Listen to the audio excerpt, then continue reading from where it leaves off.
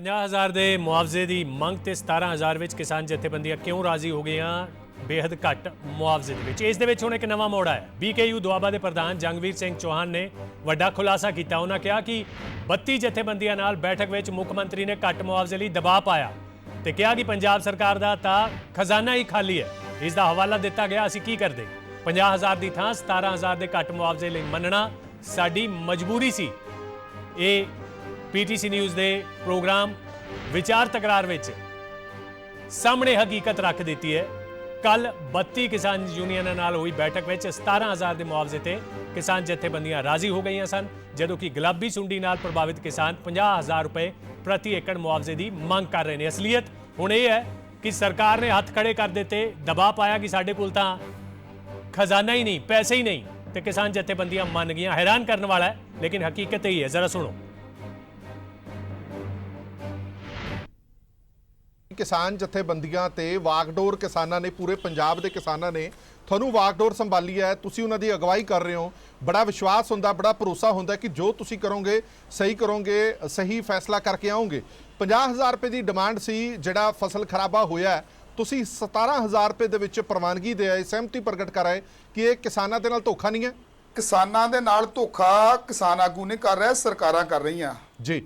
12,000 ਇਹਨਾਂ ਨੇ ਦੇਣ ਦੀ ਗੱਲ ਕੀਤੀ ਸੀ ਸਰਕਾਰ ਨੇ, ਕਾਂਗਰਸ ਸਰਕਾਰ ਨੇ ਜੀ, ਪਰ ਅਸੀਂ 50,000 ਰੁਪਇਆ ਮੰਗਿਆ ਸੀ, ਉਹ ਜਾਇਜ਼ ਸੀਗਾ 50,000 ਰੁਪਇਆ। ਚੌਹਾਨ ਸਾਹਿਬ ਸਹਿਮਤੀ ਕਿਉਂ ਦੇ ਕੇ ਆਏ? ਗੱਲ ਤੁਸੀਂ ਕਹਿੰਦੇ ਹੋ 50,000 ਰੁਪਇਆ ਜਾਇਜ਼ ਸੀਗੀ ਤੁਹਾਡੀ ਡਿਮਾਂਡ, 17,000 ਰੁਪਏ ਚ ਤੁਸੀਂ ਸਹਿਮਤੀ ਕਿਉਂ ਬਣਾ ਲਈ?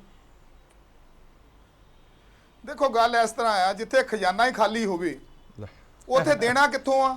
ਅੱਗੇ ਸਾਡਾ ਪੰਜਾਬ ਕਰੋੜਾਂ ਦਾ ਕਰਜ਼ਾਈ ਹੋਇਆ ਪਿਆ ਆ। ਉਹਨਾਂ ਨੇ ਦੱਸਿਆ ਕਿ ਸਾਡੇ ਕੋਲ ਹੈ ਹੀ ਕੁਛ ਨਿਗਾ, ਅਸੀਂ 17,000 ਰੁਪਇਆ ਦੇ ਸਕਦੇ ਆ, ਤੇ ਫਿਰ ਉੱਥੋਂ ਕਿੱਥੋਂ ਉਹਨਾਂ ਤੋਂ ਲੈ ਲੈਣਾ? ਚੌਹਾਨ ਸਾਹਿਬ ਸੀਐਮ ਸਾਹਿਬ ਬਾਹਰ ਆ ਕੇ ਕਹਿੰਦੇ ਨੇ ਕਿ ਕਿਸਾਨ ਜਥੇਬੰਦੀਆਂ ਕਹਿੰਦੇ ਤੁਹਾਡੇ ਵਰਗਾ ਤਾਂ ਸੀਐਮ ਹੀ ਕੋਈ ਨਹੀਂ ਹੈਗਾ, ਤੁਸੀਂ ਤੇ ਸਾਡੇ ਨਿਪਟਾਰੇ ਕਰਤੇ ਸਾਰੀਆਂ ਸਮੱਸਿਆਵਾਂ ਦੇ, ਤੇ ਤੁਸੀਂ ਕਹਿੰਦੇ ਹੋ ਕਿ ਸੀਐਮ ਕਹਿੰਦਾ ਸਾਡੇ ਕੋਲ ਪੈਸਾ ਹੀ ਨਹੀਂ ਹੈ, ਜੋ ਮਿਲਦਾ ਉਹੀ ਲੈ ਲਓ।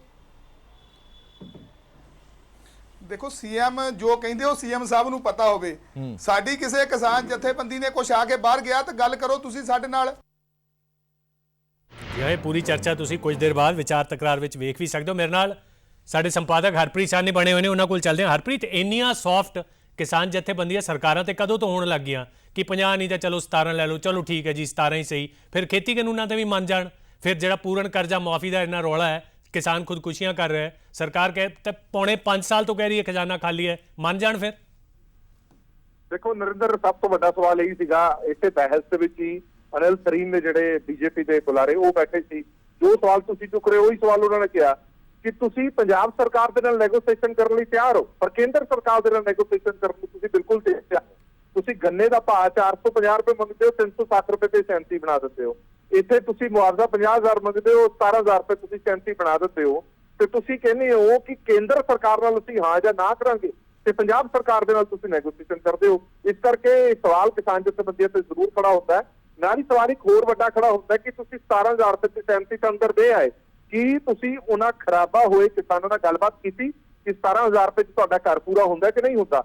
ਜਿਸ ਕਿਸਾਨ ਨੇ 50,000 ਰੁਪਏ ਦੇ ਠੇਕੇ ਨੂੰ ਜਗ੍ਹਾ ਲਈ ਹੋਈ ਹੈ, ਜੇ ਉਹਨੂੰ ਤੁਸੀਂ 17,000 ਰੁਪਇਆ ਮੁਆਵਜ਼ਾ ਦਵਾਉਂਦੇ ਹੋ, ਉਹ ਵੀ ਖਰਚਾ ਇਹ ਹੈ ਕਿ ਪਤਾ ਨਹੀਂ 17,000 ਰੁਪਏ ਮਿਲੇਗਾ ਕਿ ਨਹੀਂ ਮਿਲੇਗਾ। ਇਹ ਵੀ ਖਰਚਾ ਮੇਰੀ ਡਿਬੇਟ ਦੇ ਵਿੱਚ ਕਿਸਾਨ ਆਗੂਆਂ ਨੇ ਪ੍ਰਗਟਾਇਆ ਕਿ ਸਾਨੂੰ ਤਾਂ ਉਮੀਦ ਨਹੀਂ ਕਿ 17,000 ਵੀ ਮਿਲੇ, ਔਰ ਇਹ ਗੱਲ ਦੀ ਤੁਸੀਂ ਸਹਿਮਤੀ ਭਰ ਕਿਵੇਂ ਆਏ ਬਿਨਾਂ ਕਿਸਾਨਾਂ ਦੀ ਸਹਿਮਤੀ ਦੇ ਨਾਲ? ਇਹ ਸਵਾਲ ਹੈ।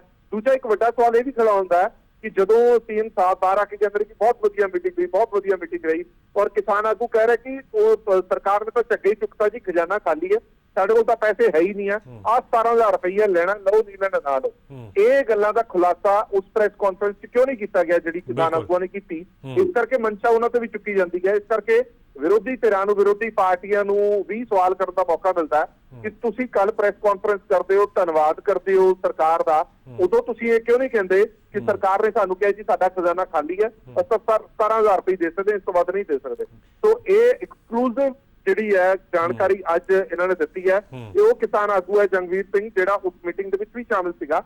ਇਹਨਾਂ ਦੀ ਜਥੇਬੰਦੀ ਹੈਗੀ ਹੈ ਦੁਆਬਾ ਕਿਸਾਨ ਜਥੇਬੰਦੀ ਹੈਗੀ ਹੈ, ਉਹਦੇ ਇਹ ਪ੍ਰਧਾਨ ਨੇ ਜਿਨ੍ਹਾਂ ਨੇ ਖੁਲਾਸਾ ਕੀਤਾ। ਦੋ ਚੀਜ਼ਾਂ ਦਾ ਵੱਡਾ ਖੁਲਾਸਾ ਕੀਤਾ ਕਿ ਇੱਕ ਤਾਂ ਸਾਡੇ ਤੇ ਦਬਾਅ ਪਾਇਆ ਗਿਆ ਕਿ ਸਾਡੇ ਕੋਲ ਖਜ਼ਾਨਾ ਖਾਲੀ ਹੈ, ਆਈ ਹੈ, ਜੋ ਲੈਣਾ ਲੈ ਲਓ। ਦੂਜੀ ਵੱਡੀ ਗੱਲ ਇਹ ਹੈ ਕਿ ਤੁਸੀਂ ਨੈਗੋਸੀਏਸ਼ਨ ਜੇ ਕਰਦੇ ਹੋ ਤਾਂ ਬੀਜੇਪੀ ਨੂੰ ਸਵਾਲ ਚੁੱਕਣ ਦਾ ਮੌਕਾ ਮਿਲ ਜਾਂਦਾ, ਉੱਥੇ ਨੈਗੋਸੀਏਸ਼ਨ ਹੋ ਸਕਦੀ ਹੈ, ਕੇਂਦਰ ਦੇ ਨਾਲ ਕਿਉਂ ਨਹੀਂ ਹੋ ਸਕਦੀ? ਬਿਲਕੁਲ। ਹੋਰ ਨਰਿੰਦਰ ਤੁਹਾਨੂੰ ਨਹੀਂ, ਇਹ ਹਰਪ੍ਰੀਤ ਇੱਕ ਕੜੀ ਨੰਬਰ 2 ਤਾਂ ਨਹੀਂ, ਉਹ ਜਾਣਕਾਰੀ ਜਿਹੜੇ ਗੰਨਾ ਕਿਸਾਨਾਂ ਵਾਲੇ ਮੂੰਹ ਮਿੱਠੇ ਹੋਏ ਸੀ ਤੇ ਮੁੜ ਕੇ ਕੁਝ ਨਹੀਂ ਮਿਲਿਆ ਸੀ, ਇਹ ਕੜੀ ਦੂਜੀ ਤਾਂ ਨਹੀਂ, ਨੰਬਰ 2 ਤਾਂ ਨਹੀਂ ਇਹ ਸੈਕਿੰਡ ਐਪੀਸੋਡ? ਬਿਲਕੁਲ ਲੱਗਦਾ ਤਾਂ ਪੈਟਰਨ ਤਾਂ ਨਰਿੰਦਰ ਉਹੀ ਲੱਗਦਾ, ਉਸੇ ਤਰ੍ਹਾਂ ਦੀ ਕੜੀ ਹੈਗੀ ਹੈ। ਤੁਹਾਨੂੰ ਯਾਦ ਹੋਏਗਾ ਉਦੋਂ ਮੂੰਹ ਮਿੱਠਾ ਕਰਾਇਆ ਗਿਆ ਔਰ 15 ਦਿਨਾਂ ਬਾਅਦ ਹੀ ਸ਼ੂਗਰ ਮਿੱਲਾਂ ਨੇ ਹੱਥ ਖੜੇ ਕਰ ਦਿੱਤੇ ਕਿ ਪੰਜਾਬ ਸਰਕਾਰ ਨੇ ਸਾਨੂੰ ਪੈਸੇ ਦੇਣ ਤੋਂ ਮਨਾ ਕਰ ਦਿੱਤਾ, ਅਸੀਂ ਤੁਹਾਡਾ ਗੰਨਾ ਨਹੀਂ ਖਰੀਦ ਸਕਦੇ। ਫਿਰ ਖੱਜਲ ਖੁਆਰੀ ਹੋਈ, ਹੁਣ ਜਾ ਕੇ ਇਸ ਮੀਟਿੰਗ ਦੇ ਵਿੱਚ ਫੈਸਲਾ ਹੋਇਆ। ਹੁਣ ਸਵਾਲ ਤਾਂ ਇਹ ਖੜਾ ਹੁੰਦਾ ਕਿ ਸਰਕਾਰ ਦੇ ਰਹਿ ਗਏ 45 ਦਿਨ ਜੀ। ਹੁਣ ਇਹਦੇ ਵਿੱਚ ਜਿਹੜੇ ਦਾਅਵੇ ਸਰਕਾਰ ਕਰ ਰਹੀ ਹੈ, ਜਿਹੜੇ ਵਾਅਦੇ ਸਰਕਾਰ ਕਰ ਰਹੀ ਹੈ, ਉਹ ਪੂਰੇ ਕਿਵੇਂ ਹੋਣਗੇ? ਗਿਰਦੌਰੀ ਹਲੇ ਹੋਈ ਨਹੀਂ ਢੰਗ ਦੇ ਨਾਲ। ਗਿਰਦੌਰੀ ਤੋਂ ਬਾਅਦ ਇਹ ਸਰਕਾਰੀ ਫਾਈਲਾਂ ਜਿਹੜੀਆਂ ਦਫ਼ਤਰਾਂ ਦੇ ਵਿੱਚ ਆਉਣਗੀਆਂ, ਉਹ ਤੋਂ ਬਾਅਦ ਮੁਆਵਜ਼ੇ ਦੀ ਰਕਮ ਤੈਅ ਹੋਏਗੀ, ਕਿਹਨੂੰ ਕਿੰਨਾ ਦੇਣਾ, ਕਿਹਨੂੰ ਕਿੰਨਾ ਦੇਣਾ। ਇਹ ਸਭ ਕੁਝ ਹੁੰਦਿਆਂ ਇੱਥੇ ਤਾਂ ਚੋਣ ਜਾਬਤਾ ਲੱਗ ਜਾਣਾ, ਇਹ ਅਮਾਉਂਟ ਮਿਲੇਗੀ ਕਿ ਨਹੀਂ, ਇਹ ਕਿਸਾਨਾਂ ਕੋਲ ਦੀ ਜਿਹੜਾ ਖਰਚਾ ਠੀਕ ਹੈ। ਪਰ ਸਵਾਲ ਇਹ ਖੜਾ ਹੁੰਦਾ ਹੈ, ਜਿਹੜੇ ਖਰਚੇ ਤੁਸੀਂ ਬਾਹਰ ਆ ਕੇ ਪ੍ਰਗਟਾ ਰਹੇ ਹੋ, ਮੀਟਿੰਗ 'ਚ ਕਿਉਂ ਨਹੀਂ ਪ੍ਰਗਟਾਉਂਦੇ? ਮੀਟਿੰਗ 'ਚ ਗੱਲਾਂ ਕਿਉਂ ਨਹੀਂ ਕਰਦੇ? ਇਹ ਸਵਾਲ ਖੜਾ ਹੁੰਦਾ। ਇੱਕ ਹੋਰ ਨਾਲ ਹੀ ਸਵਾਲ ਇਹ ਵੀ ਖੜਾ ਹੁੰਦਾ ਕਿ ਪੂਰਨ ਕਰਜ਼ਾ ਮਾਫੀ ਦੀ ਗੱਲ ਇਹਨਾਂ ਦੀ ਪਹਿਲੀ ਸ਼ਰਤ ਸੀ।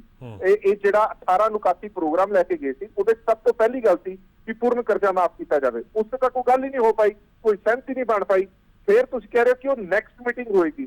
ਤੁਹਾਡੇ ਕੋਲ ਨੈਕਸਟ ਮੀਟਿੰਗ ਕਰਨ ਦੇ ਲਈ ਸਮਾਂ ਕਿੱਥੇ ਹੈ, ਟਾਈਮ ਕਿੱਥੇ ਹੈ? ਕਦੋਂ ਨੈਕਸਟ ਮੀਟਿੰਗ ਹੋਏਗੀ, ਕਦੋਂ ਪੈਸੇ ਕੱਢੇ ਜਾਣਗੇ, ਕਦੋਂ ਅਲਾਟਮੈਂਟ ਹੋਏਗੀ? ਇਹ ਤਾਂ ਪੋਸੀਬਲ ਹੀ ਨਹੀਂ ਹੋ ਸਕਦਾ। ਔਰ ਉਸ ਤੋਂ ਵੀ ਜ਼ਿਆਦਾ ਕੀ ਹੋ ਸਕਦਾ ਹੈ ਕਿ ਉਸ ਤੇ ਵੀ ਮੰਨ ਜਾਣ ਕਿ ਚਲੋ ਜਿੰਨਾ ਕੀਤਾ ਉਨਾ ਹੀ ਠੀਕ ਹੈ। ਜੇ ਇੱਥੇ ਮੰਨ ਸਕਦੇ ਆ ਤਾਂ ਉਸ ਤੇ ਵੀ ਮੰਨ ਸਕਦੇ ਆ। ਬਹੁਤ ਧੰਨਵਾਦ ਹਰਪ੍ਰੀਤ। ਇਸ ਕਰਕੇ ਜੀ ਜੀ ਬਹੁਤ ਧੰਨਵਾਦ। ਦੇਖੋ ਇੱਕ ਛੋਟਾ ਜਿਹਾ ਸਵਾਲ ਜ਼ਰੂਰ ਹੈ, ਉਹ ਕਿਸਾਨ ਜਿਨ੍ਹਾਂ ਦੀ ਗੁਲਾਬੀ ਸੁੰਡੀ ਕਰਕੇ ਨੁਕਸਾਨ ਹੋਇਆ, ਅੱਜ ਉਹ ਜ਼ਰੂਰ ਸੋਚਦੇ ਹੋਣੇ ਨੇ ਕਿ ਜਿਨ੍ਹਾਂ ਨੂੰ ਅਸੀਂ ਆਪਣਾ ਸਰਵੋ ਸਰਵਾ ਬਣਾ ਕੇ ਉੱਥੇ ਭੇਜਿਆ, ਜਿਹੜੇ ਸਾਡੇ ਹੱਕਾਂ ਦੀ ਗੱਲ ਕਰਨਗੇ, ਜਿਹੜੇ 50,000 ਰੁਪਏ ਸਾਨੂੰ ਮੁਆਵਜ਼ਾ ਲੈ ਕੇ ਦੇਣਗੇ, ਉਹ ਅੱਜ 17,000 ਰੁਪਏ ਸਹਿਮਤੀ ਪ੍ਰਗਟ ਕਰ ਆਏ। ਇਹ ਧੋਖਾ ਨਹੀਂ ਤਾਂ ਹੋਰ ਕੀ ਹੋਣਾ ਕਿਸਾਨਾਂ ਦੇ। ਬਿਲਕੁਲ, ਬਹੁਤ ਧੰਨਵਾਦ ਹਰਪ੍ਰੀਤ ਇਸ ਪੂਰੀ ਡਿਟੇਲ ਜਾਣਕਾਰੀ ਦੇ ਲਈ, ਗੱਲਬਾਤ ਦੇ ਲਈ। ਇਹ ਜ਼ਰੂਰ ਉਹ ਕਿਸਾਨਾਂ ਨੂੰ, ਜਥੇਬੰਦੀਆਂ ਨੂੰ ਜਵਾਬ ਦੇਣਾ ਪਏਗਾ ਜਿਨ੍ਹਾਂ ਦੇ 50,000 ਮੁਆਵਜ਼ੇ ਦਾ ਜਿਨ੍ਹਾਂ ਨਾਲ ਵਾਅਦਾ ਕੀਤਾ ਸੀ ਕਿ ਅਸੀਂ ਇਹ ਮੰਗ ਨੂੰ ਛੱਡਾਂਗੇ ਨਹੀਂ, ਪਰ 17,000 'ਚ ਕਿਵੇਂ ਰਾਜ਼ੀ ਹੋ ਗਏ, ਚਾਹੇ ਸਰਕਾਰ ਨੇ ਕੁਝ ਵੀ ਕਿਹਾ ਹੋਵੇ। ਔਰ ਦੂਸਰਾ ਸਵਾਲ ਆਪਦੇ ਆਪ 'ਚ ਹੈ ਕਿ ਕਿਸਾਨ ਜਥੇਬੰਦੀਆਂ ਕਦੋਂ ਤੋਂ ਇੰਨੀਆਂ ਸੌਫਟ ਹੋਣ ਲੱਗ ਗਈਆਂ ਸਰਕਾਰਾਂ ਤੇ ਕਿ ਚਲੋ 50 ਨਹੀਂ ਤਾਂ 17 ਲਓ, ਕੰਮ ਮੁਕਾਓ, ਠੀਕ ਹੈ ਜੀ, ਸਾਨੂੰ ਮਨਜ਼ੂਰ ਹੈ, ਅਸੀਂ 17 'ਚ ਹੀ ਰਾਜ਼ੀ। ਇਹ ਵੱਡਾ ਸਵਾਲ ਆਪਦੇ ਆਪ 'ਚ ਹੈ ਜਿਸ ਦਾ ਜਵਾਬ ਜ਼ਰੂਰ ਕਿਸਾਨ ਪੁੱਛਣਗੇ ਜਿਨ੍ਹਾਂ ਦੀ ਇੰਨੀ ਸਾਰੀ ਫਸਲ ਤਬਾਹ ਹੋਈ ਹੈ, ਜੋ ਖੁਦਕੁਸ਼ੀਆਂ ਕਰਨ ਨੂੰ ਮਜਬੂਰ ਨੇ। ਉਹਨਾਂ ਨੂੰ ਹੁਣ ਜਥੇਬੰਦੀਆਂ ਨੂੰ ਜਵਾਬ ਦੇਣਾ ਪਏਗਾ।